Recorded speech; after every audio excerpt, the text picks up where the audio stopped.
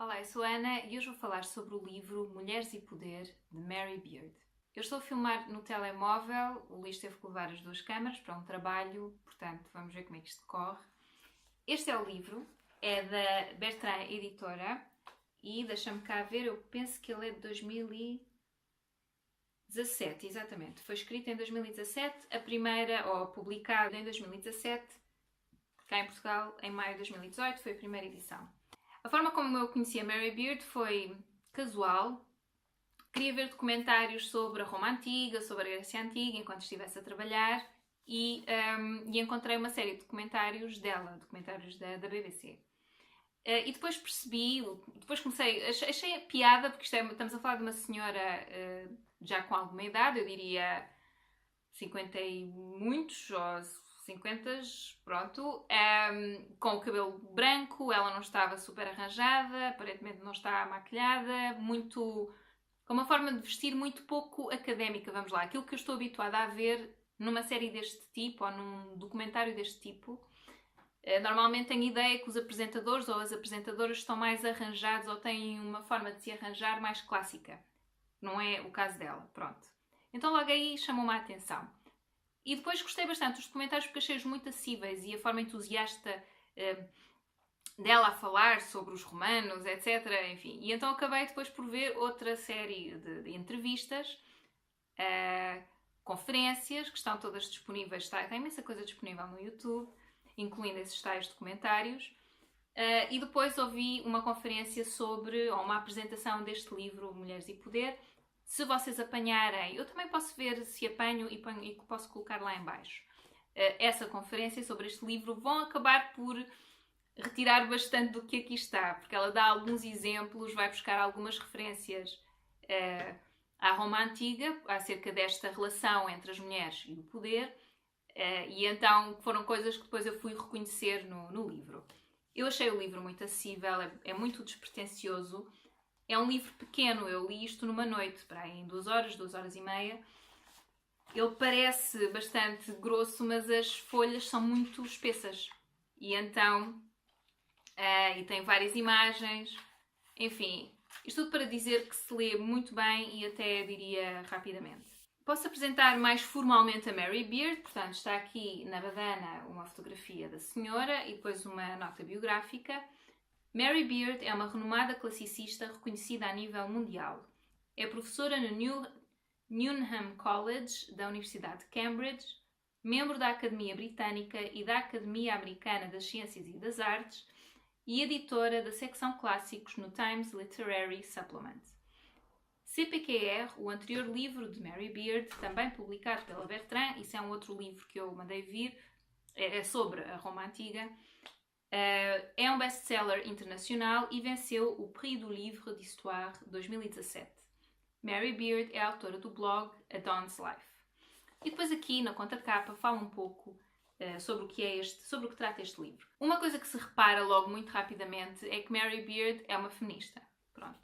Ela fala sobre esta questão das mulheres, da importância que é nós falarmos e enfim, não termos medo de dar o nosso contributo. Ela já foi vítima de alguma misoginia, porque ela acho que é bastante ativa no Twitter. Eu não tenho Twitter, então não faço ideia.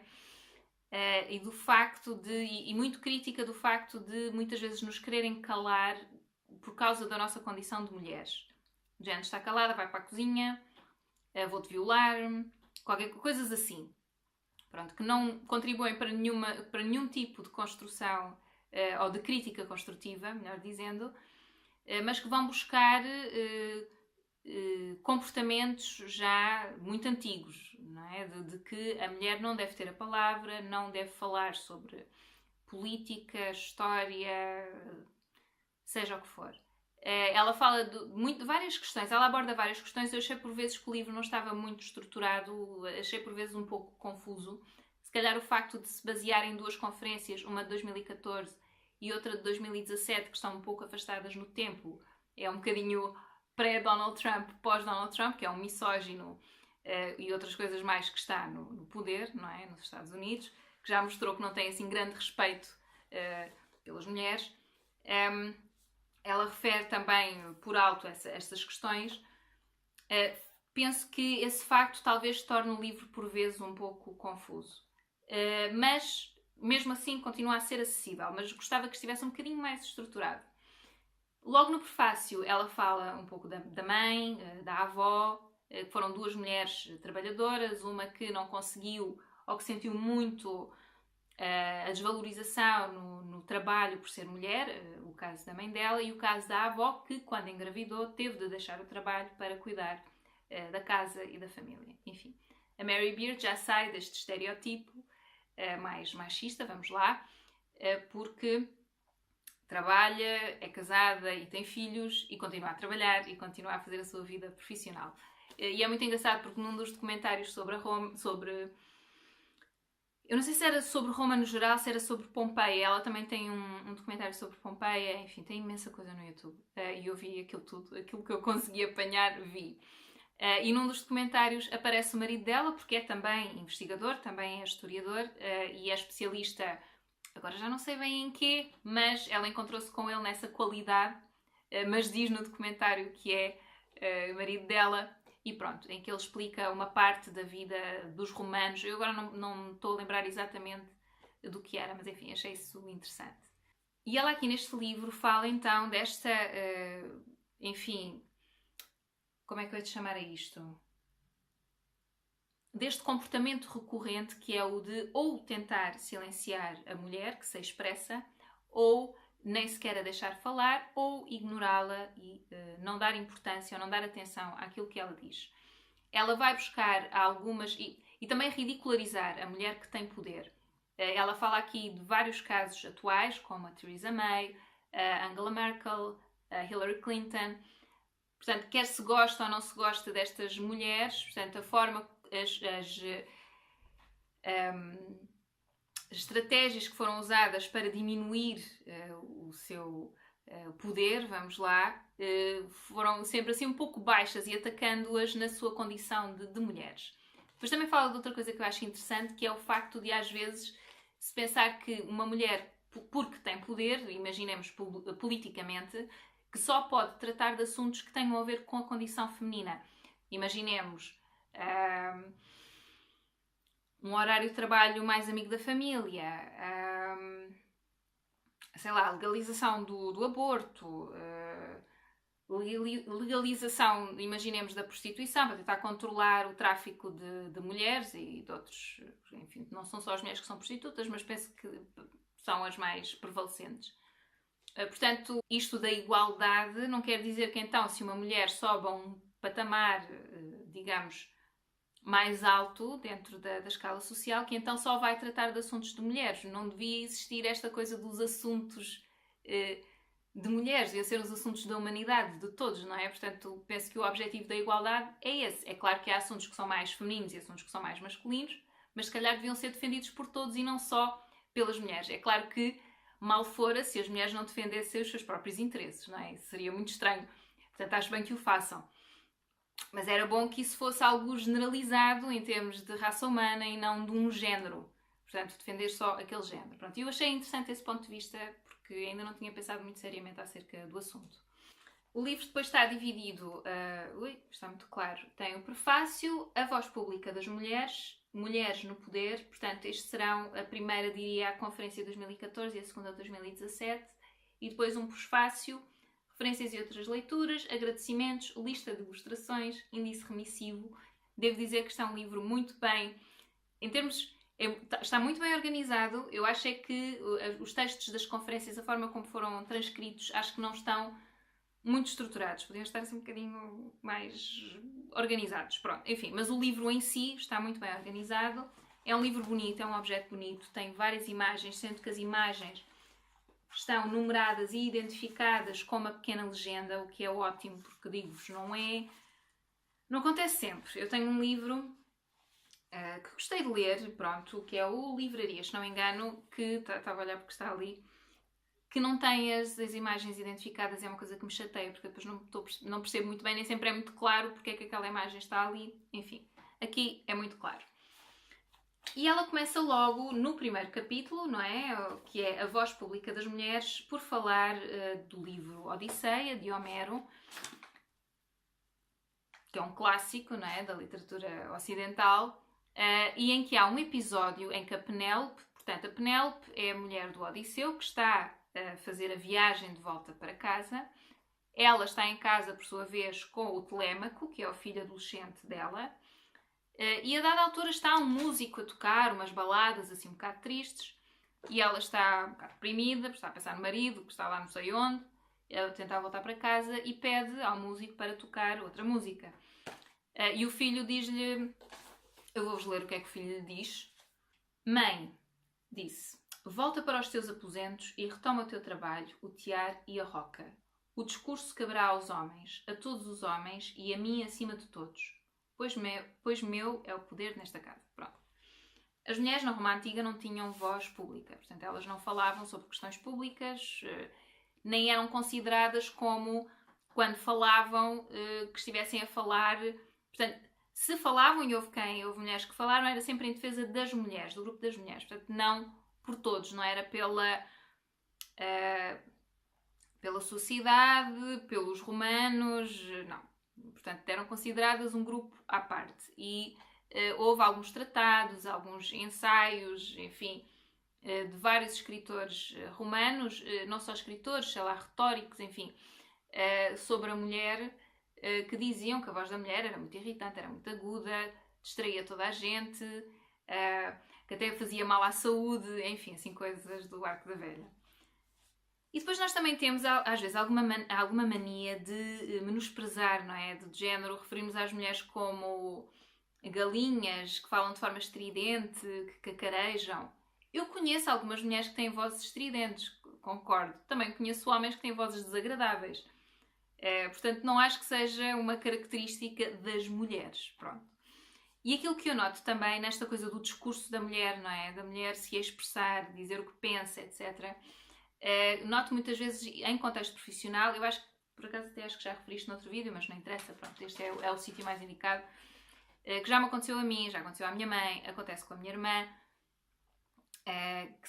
que trabalha mais, é um contexto de trabalho mais masculino, em que tu falas e eles fingem que não te ouviram e depois não se dirigem a ti, dirigem-se à pessoa que está contigo, ao teu patrão ou ao teu colega, não se dirigem a ti. E isso já me aconteceu em contexto profissional várias vezes e pronto, e é isso. E sei que já aconteceu porque perguntei à minha mãe e à minha irmã se já lhes tinha acontecido e é um facto. Tem que estar sempre a marcar posição quando tem que interagir com alguém novo que não as conhece ou nunca trabalhou com elas ou o que seja, é um homem. É óbvio que não são todos os homens que são assim, mas há muitos que são. E então têm que quebrar aquela barreira inicial de aquilo que elas dizem é importante, tem a ver com o trabalho e tem que ser tido em conta. Enfim, não é para ser depois repetido pelo homem, então a partir do momento em que é repetido pelo homem tem validade, não é? Porque isso às vezes acontecia-me de ele perguntar e eu responder e depois ele perguntar ao meu colega, por exemplo. Enfim, e isso é frustrante, mas acontece.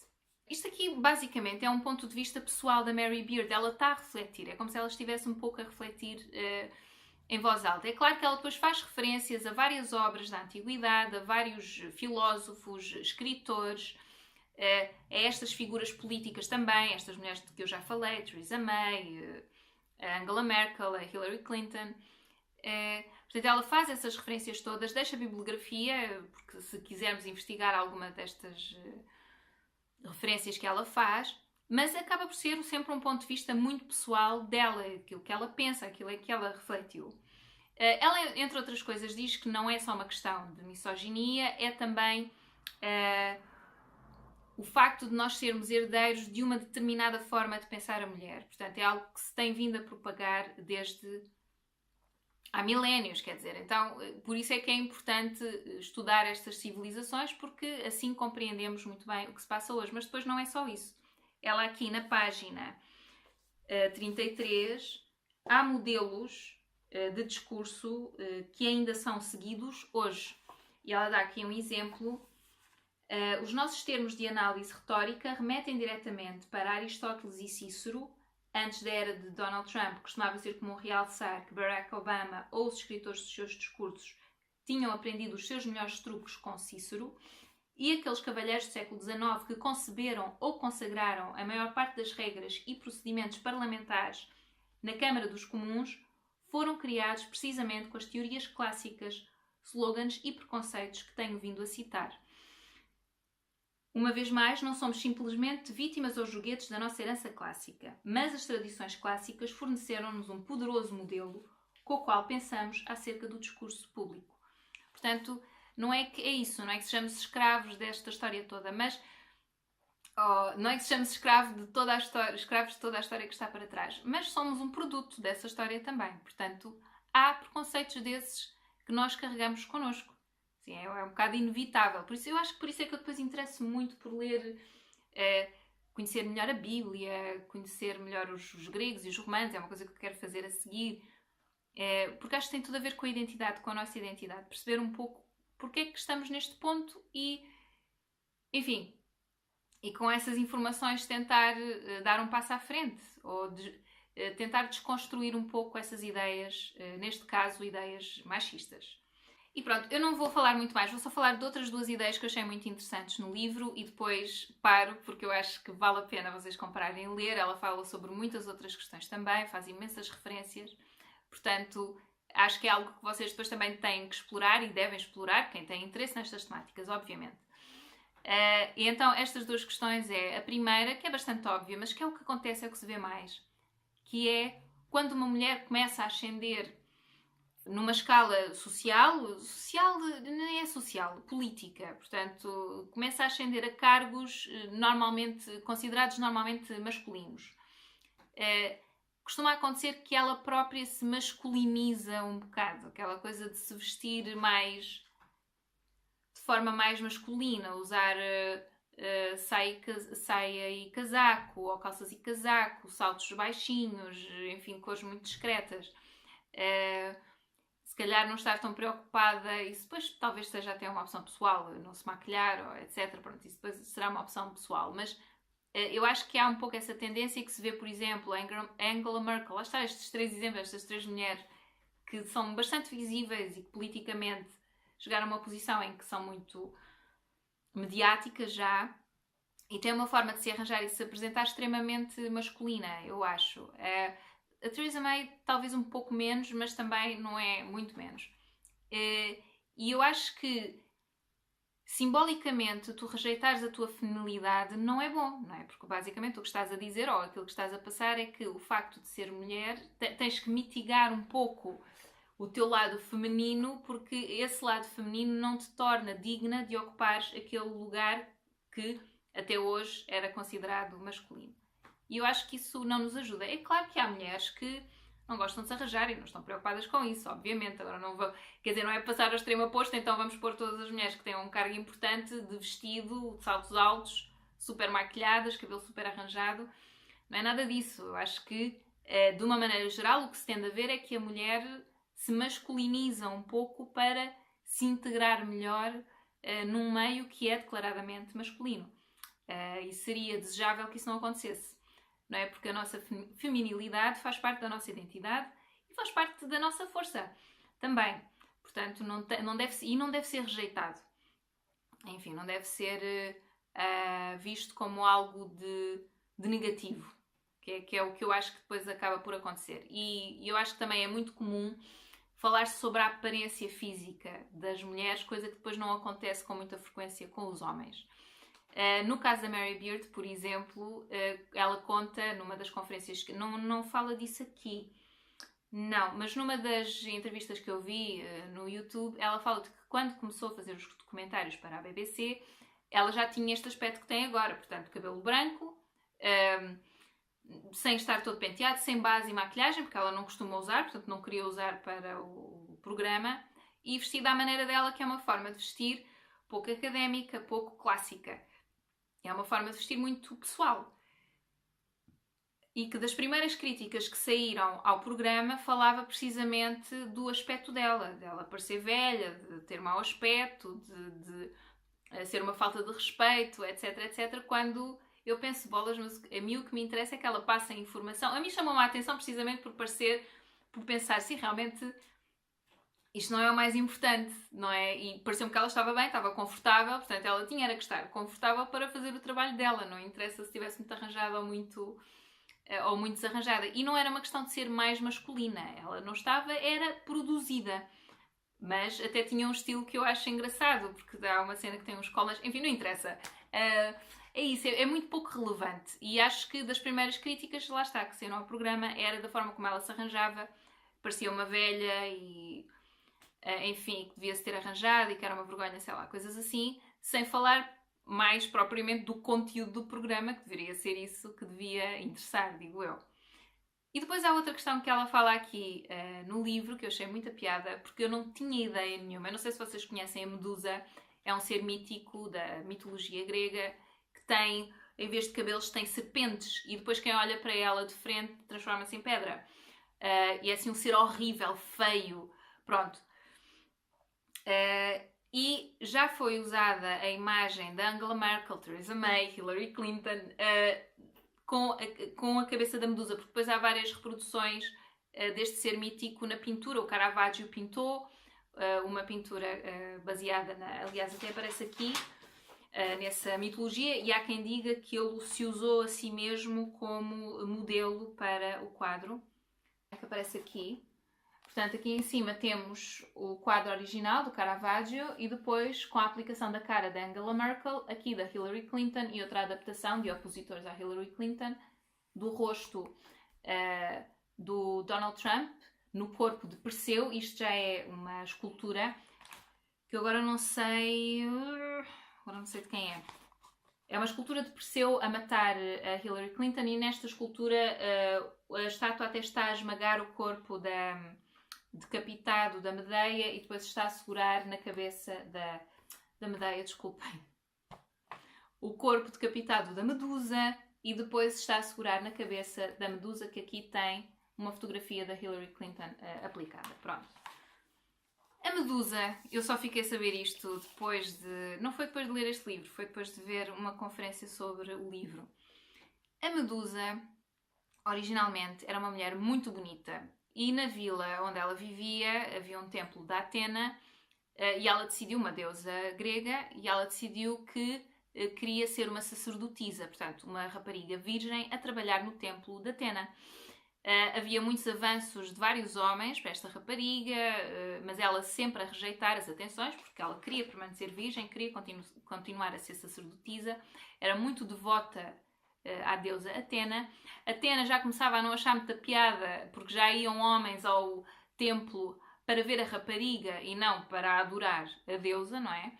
Então já não estava a achar muita piada a isso, e entretanto Poseidon, que é outro deus, apaixona-se lascivamente pela rapariga, tenta alguns avanços, ela rejeita-o sempre, e finalmente ele viola no templo de Atena, e Atena decide castigar a rapariga. Obrigada, Atena, espetacular. Obrigada por ajudares na causa feminina. Portanto, a rapariga não só é violada, como é transformada num monstro, que é a Medusa. Portanto, a Medusa começa até por ser uma vítima, não é? Então é curioso que se use esta imagem como a da mulher demoníaca, quando no fundo foi uma mulher completamente vítima das circunstâncias, e castigada ainda por cima disso, e castigada ainda por cima, e depois castigada para nestas imagens das políticas, enfim,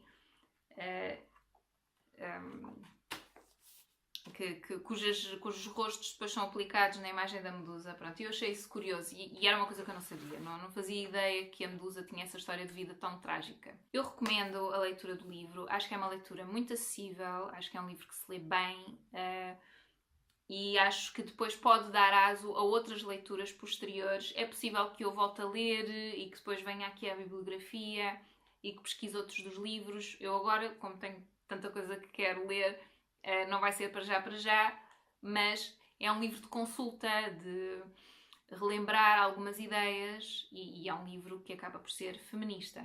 Pronto, isto é isso. Eu acho que é um ponto de vista também bastante pessoal da Mary Beard, apesar de eu concordar com muitas das coisas que ela diz aqui.